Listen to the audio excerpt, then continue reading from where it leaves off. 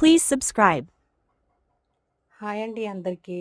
ఈరోజు నేను చికెన్ బిర్యానీ చేశానండి. వాటికి కావాల్సినవి చికెను, టమాటా, ఉల్లిపాయలు, 4 పచ్చిమిరపకాయలు, కొత్తిమీర, పుదీనా, ఇంకా బిర్యానీ సరుకులైతే తీసుకున్నాను.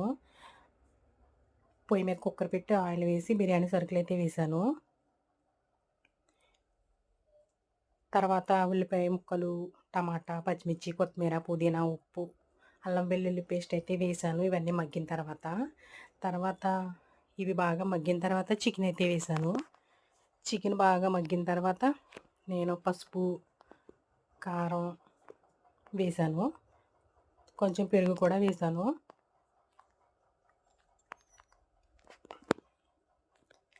చికెన్ బాగా మగ్గిన తర్వాత నేను వాటర్ అయితే వేశాను.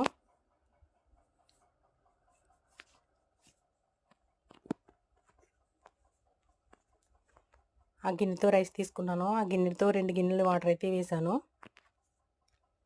తర్వాత రైస్ కూడా వేశాను.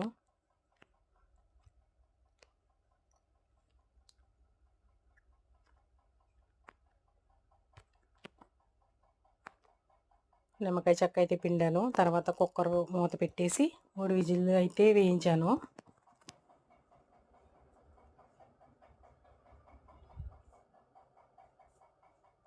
భోంచేద్దాం రండి. మేమైతే భోజనం అయితే చేస్తున్నాం సంజబాబు నేనును.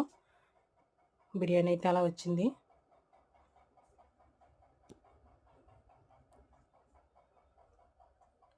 సంజబాబు నేను భోజనం అయితే చేస్తున్నాము. మీరు భోంచేశారా ఫ్రెండ్స్? చికెన్ బిర్యానీ అయితే చాలా బాగా వచ్చింది. ఇందులోకి కూర అయితే ఏం అవసరం లేదు. ఇలాగే తినేయచ్చు. పెరుగు చట్నీ, కీర, ఉల్లిపాయ వేసుకుని తినేయచ్చు. బిర్యానీ అయితే చాలా బాగుంది.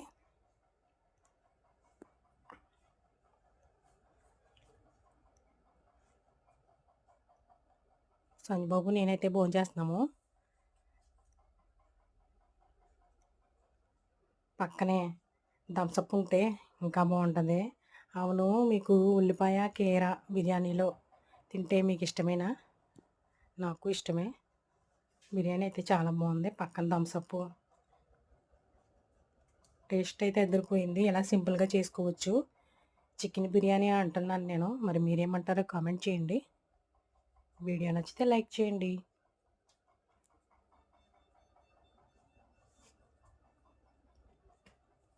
మా భోజనం అయితే అయింది. మీరు భోంచేశారా?